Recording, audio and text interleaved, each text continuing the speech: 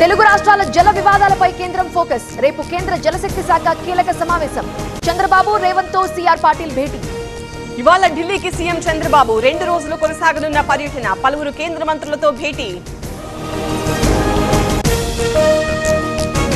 10 ఏళ్లు అధికారంలో ఉండేది కాంగ్రెసే. బీసీలకు 42% రిజర్వేషన్లు ఇచ్చి తీరుతాం. రేషన్ కార్డుల పంపిణీ కార్యక్రమంలో రేవంత్.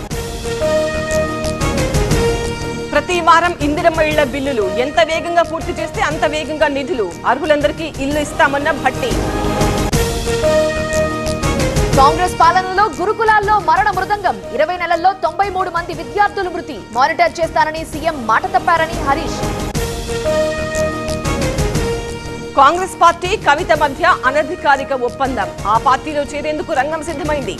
అందుకే కాంగ్రెస్ నేతలు మద్దతు ఇస్తున్నారన్న మల్లన్న. ఈ happy fathers to be day సందర్భంగా తండ్రి అయ్యే దిశగా అడుగులు వేయండి. OSS fertility in the good hands of science. Bharat net కార్యక్రమంతో ఫైబర్ నెట్ అనుసంధానం. ఏపీఎఫ్ఎస్ఎల్ ను వైసీపీ నాశనం చేసింది. నిధులు దుర్వినియోగం చేశారన్న చంద్రబాబు. లోకేష్ డైరెక్షన్ తోనే తప్పుడు కేసులు. ఇంతకంటే సైకో ప్రభుత్వం మరొకటి లేదు.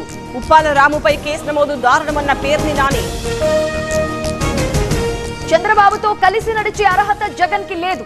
పేర్ని నాని బెదిరింపులకు ఎవరూ భయపడరు. రాష్ట్రంలో అరాచకాలకు కుట్ర చేస్తున్నారన్న కొల్లు రవీంద్ర. ఓటమి తర్వాత కూడా వైసీపీకి బుద్ధి రాలేదు. రప్ప రప్ప అంటూ భయపెడుతున్నారు. అరాచకాలు చేస్తే చూస్తూ ఊరుకోబోమన్న అనగానే దేశానికి సేవ చేసే అవకాశం దక్కటం సంతోషం. తెలుగువారి ఔన్నత్యాన్ని పెంచాల్సిన అవసరం ఉంది. గోవా గవర్నర్ పదవిపై అశోక్ గజపతిరాజు కామెంట్స్. గాంధీ భవన్ లో మెదక్ జిల్లా నేతల సమావేశం. గొడవలు సహజమే, కలిసి పనిచేయండి. స్థానిక ఎన్నికల్లో గెలవడమే ముఖ్యమన్న పొన్నం.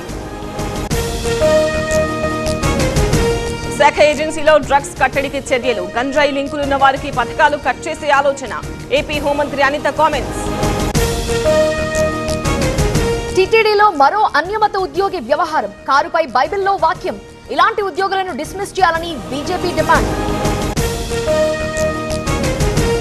నేడు కాంగ్రెస్ పార్లమెంటరీ పార్టీ సమావేశం. సోనియా గాంధీ అధ్యక్షతన జరగనున్న భేటీ. పార్లమెంటు సమావేశాల్లో అనుసరించే వ్యూహంపై చర్చ. రంగరాయ మెడికల్ కాలేజ్ కు మహిళా కమిషన్ చైర్పర్సన్. లైంగిక వేధింపులపై విద్యార్థులతో మాట్లాడిన శైలజ. పారదర్శకత వ్యవస్థలు ఏర్పాటు చేయాలని స్టాఫ్ కు సూచన. జమ్మూలో బీజేపీ ఎమ్మెల్యేల ఆందోళన. ప్రభుత్వ ఉద్యోగాల్లో ఉర్దూను కంపల్సరీ చేయటంపై నిరసన. సీఎం ఒమర్ అబ్దుల్లా తీరుపై మండిపాటు. విద్వేష ప్రసంగాలపై సుప్రీంకోర్టు అసహనం. కట్టడికి కేంద్రం చర్యలు తీసుకోవాలని ఆదేశం. భావ ప్రకటన స్వేచ్ఛను ఉల్లంఘించకూడదని సూచన. లార్డ్స్ టెస్ట్ లో భారత్ పరాజయం. 22 పరుగుల తేడాతో ఇంగ్లాండ్ గెలుపు. చివరి వరకు పోరాడిన రవీంద్ర జడేజా.